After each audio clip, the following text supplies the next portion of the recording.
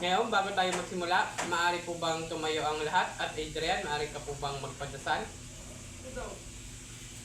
At muna.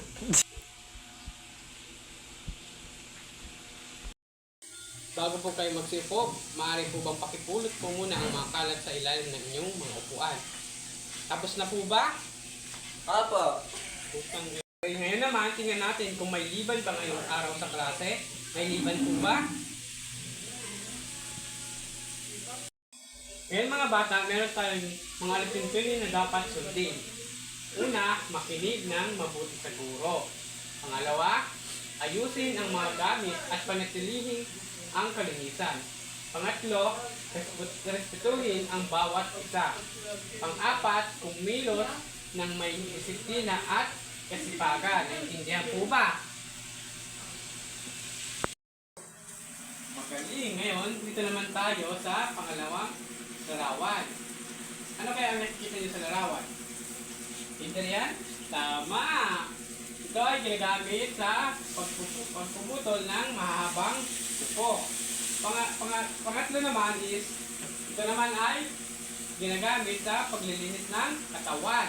At ang pang-apat na larawan ay ginagamit sa pagkustos ng katawan. Magaling mga bata!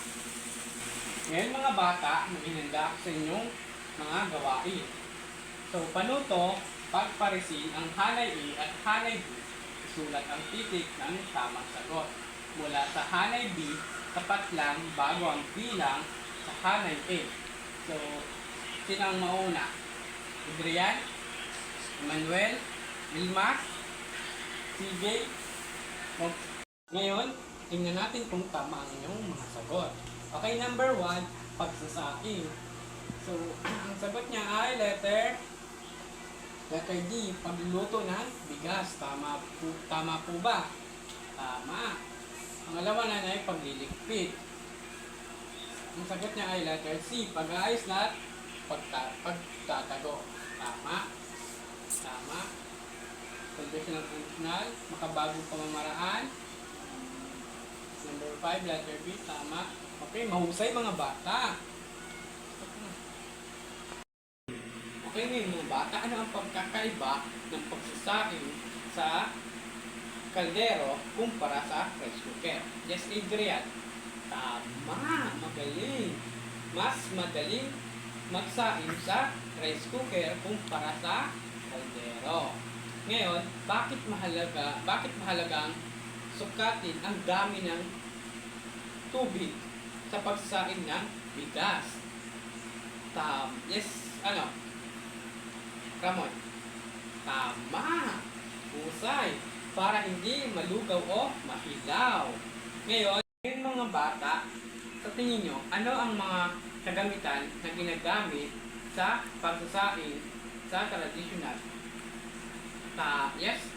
Tama. Kahoy at uling. Mahusay mga bata. Dahil dyan, bibigyan ko kayo ng very good clap. 1, 2, 3. Very good. Bata, dahil alam niyo na ang mga hakbang sa pagsasaing ng bigas at mga kagamitan, ngayon ay gawain akong ibibigay. Panuto, ayusin ang mga hakbang sa pagsasaing ng bigas sa tradisyonal na pamamaraan, lagyan ng bilang 1 hanggang 6 mula sa unang hakbang hanggang sa huling hakbang. Okay, sino ang pwedeng sumagot? Yes? CJ? Noe, Adrian, Anthony, Angelica, maaari bang pumunta kayo sa unahan at pagsagutan ang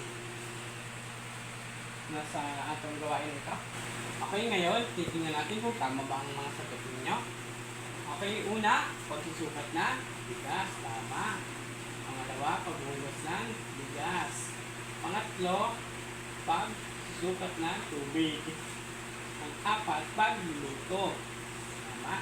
At pang-lima, pagpapakulo. At yung pang-anim ay paglilipat na sa ngayon mga bata, tatalakayin natin ang mga kagamitan sa pagsasaing ng bigas. Unahin natin itong kaldero, na kung saan dito natin ilalagay yung bigas na sasaingin natin. At pangalawa, isa pang kagamitan, itong sandok. Ito ay gagamitin natin panghalo kapag kumukulo na ang ating sinaing. Naintindihan ba mga bata? Magaling, mahusay. Tapos na. Ang gagawin natin sa pagluluto ay ilalagay natin ang bigas. Pagkatapos nun ay lalagyan natin ng tubig. At unti-unti natin itong huhugasan. Pagkatapos natin itong hugasan ay dapat na natin itapon ang tubig na pinaghugasan. At ulit natin itong lalagyan ng tubig. At huhugasan natin ito ulit. At itatama na naman natin ulit ang pinaghugasan. Ngayon naman dapat pantay ang bigas. At sa paraan ng pagsusukat, pwede natin gamitin ang ating daliri at tapat natin ito sa bigas. Kung ano ang sukat ng bigas ay ganun din dapat ang sukat ng tubig. Ngayon naman ay papakuluan na natin ito sa ating kalan.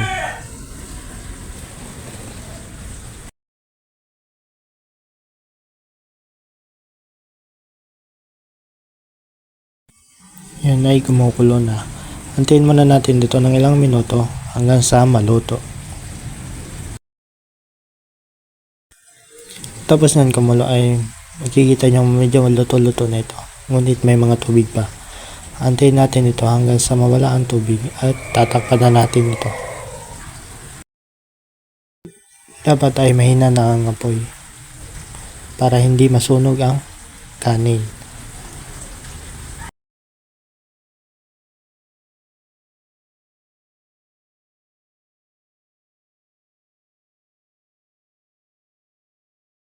Pagkatapos nan ay luto na ang ating kanin.